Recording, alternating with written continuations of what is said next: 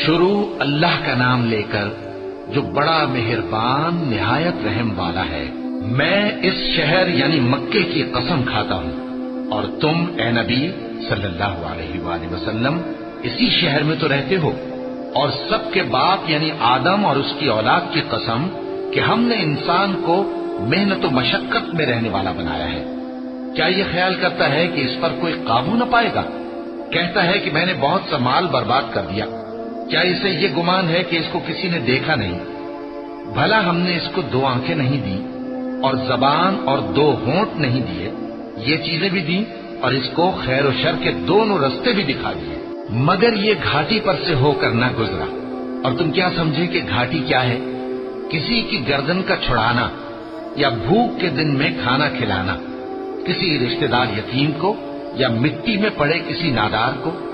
پھر ان لوگوں میں بھی شامل ہوا جو ایمان لائے اور جو صبر کی نصیحت اور ایک دوسرے کو مہربانی کی تلقین کرتے رہے۔